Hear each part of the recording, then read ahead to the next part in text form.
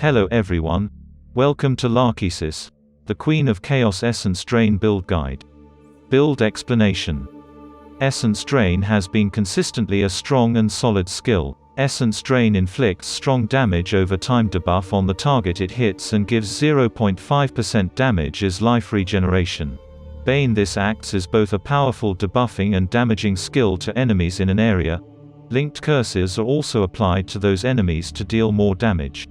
With a buff reduced movement speed 36%, 6% increased chaos damage taken to enemies. Bane is an active skill gem that benefits the Essence Drain by applying additional linked curses and an additional damage debuff to enemies in an area, which deals chaos damage over time. It is a very versatile spell and can be built around a diverse range of budgets. This build does any content from budget to min-max versions. The more you invest in the build, the faster you finish the content. It is openly recommended as a league starter or clearing endgame content and bosses as well. Essence Drain is arguably one of the strongest single target spells chaos in the game, reason enough to try it out if you never had. Mechanics. The first and most important main skill is Essence Drain. Essence Drain is a strong damage over time spell that applies itself to any enemy hit by its initial projectile. When it comes to clear maps with this build, we can either use Bane. When it comes to single target, we use Essence Drain enhanced with the Bane, which is linked with 3 curses: Despair, Punishment, Enfeeble or Temporal Chains. Enemies cursed with Despair take increased damage from damage over time effects. Because these stats are an increase to the target's damage taken, they are multiplicative with attacker's damage dealt and additive with any other effects to damage taken on the defender. Cursed enemies have negative percentage to chaos resistance. The reduction to chaos resistance granted by this curse, after modifiers, stacks additively with the Occultist's Void Beacon Ascendancy passive. Enemies cursed with Punishment, causing them to receive Debilitate debuff. Enemies take increased damage while on low life. Debilitate debuff affected targets to deal 10% less damage and have 20% less movement speed. Enemies cursed with Enfeeble have reduced accuracy, less damage.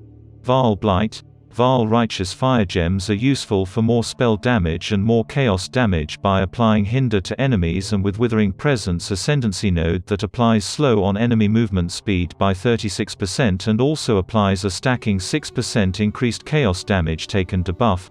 Put all of these multipliers together, and you've got a recipe for some respectable single target DPS.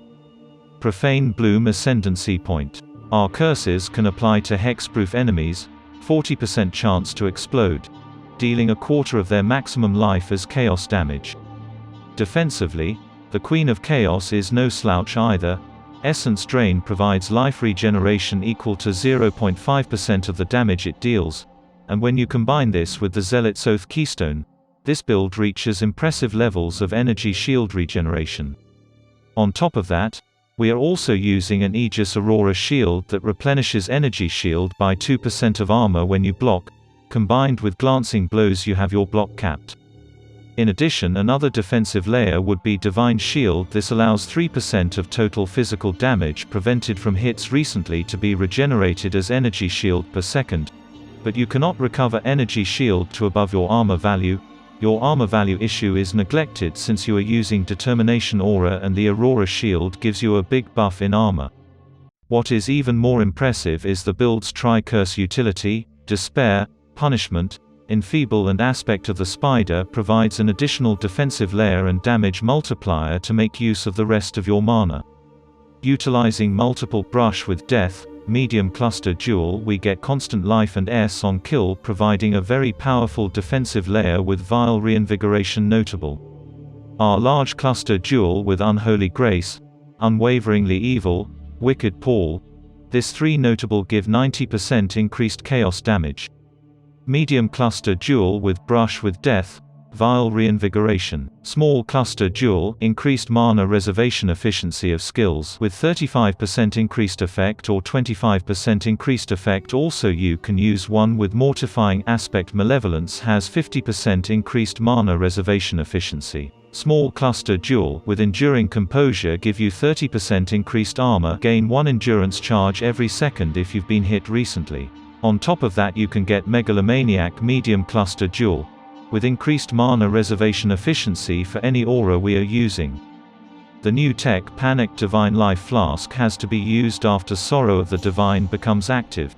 It can give up to a flat 2160s healed instantly.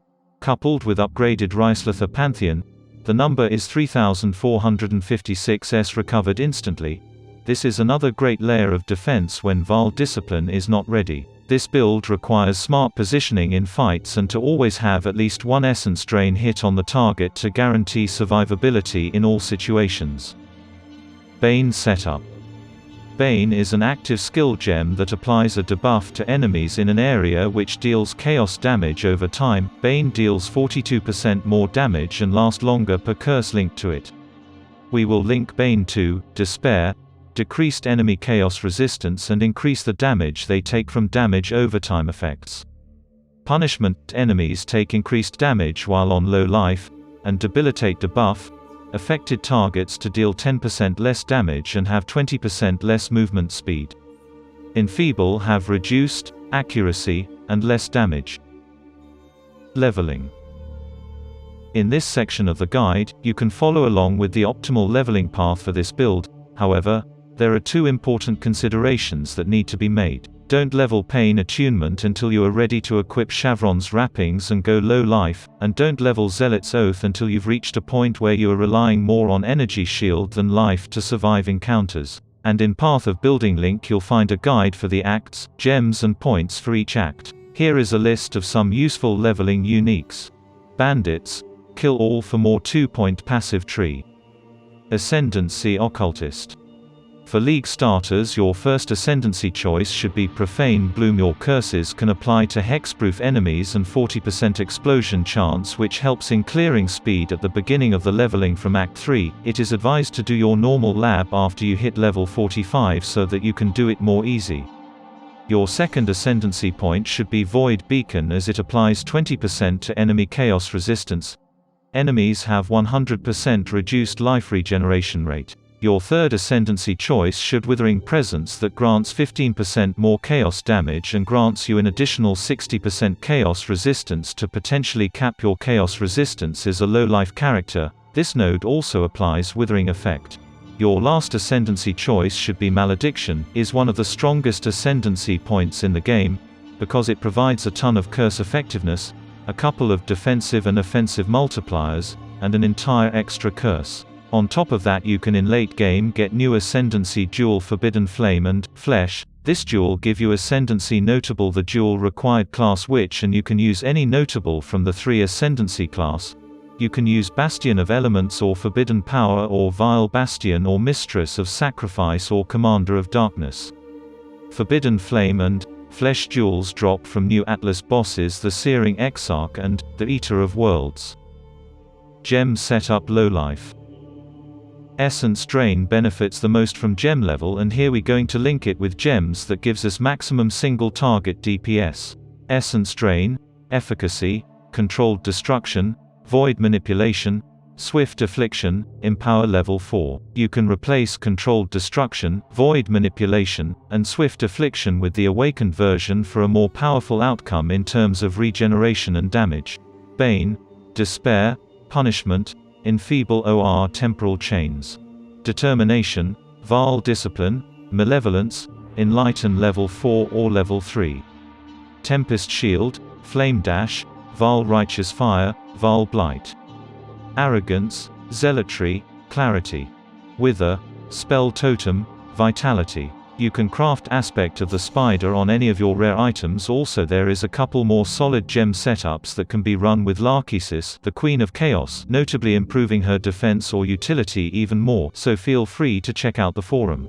BudgetGear. And now for the exciting part, gearing. One of the many beauties of the Queen of Chaos is she can be built on almost any budget, so if you're just starting out, you maybe find it helpful to start the build entirely differently. First of all, you'll want to focus on increasing your maximum life as much as possible. Focus on passive nodes that increase life as well as damage and utility passives as you level up. Next, Here are some pieces of cheap gear you'll want to target. Breath of the Council as your main hand weapon is a relatively cheap option to increase your chaos damage, area of effect, and skill effect duration. Your amulet, rings, gloves and boots should have life or energy shield, resistances and some utility stats on them to help with gameplay early on, and you should focus on capping your resistances, as well as getting as much life or energy shield as possible. This is especially true for your body armor, as that slot has by far the highest potential for a lot of flat life or energy shield. Endgame gear. Once you've accumulated a little more currency, it's time to look towards min-maxing your very own Queen of Chaos. To do this, you'll need the following pieces of gear: a crafted wand +1 to level of all spell skill gems, +1 to level of all chaos spell skill gem, can have up to 3 crafted modifiers, chaos damage over time multiplier, increased chaos damage, chaos skills have 12% increased skill effect duration. A Chevron's wrappings is a required staple of any low-life build. This needs to be at least 5 linked. Your helm should be a rare with as much energy shield as possible. Along with a mod, nearby enemies have negative chaos resistance. This can be obtained with hunter influence.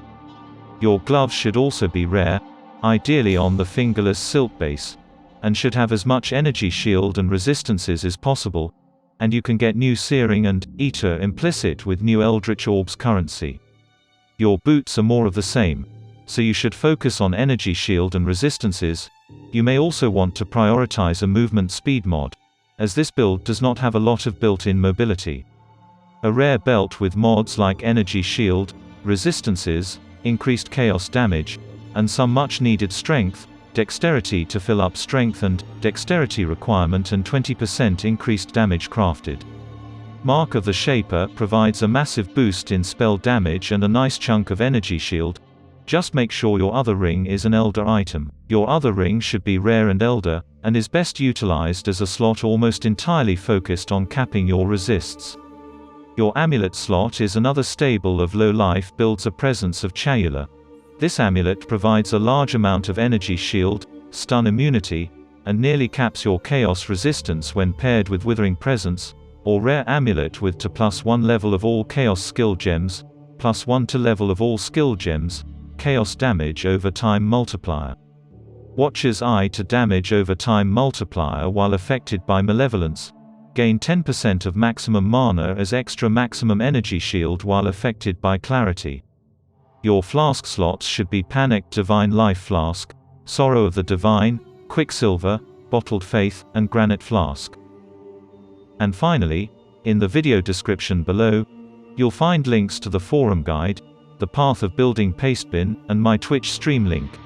If you have any questions, don't hesitate to leave a comment, and I will get back to you as soon as possible. I hope you enjoyed this build guide for Lahkesis, the Queen of Chaos.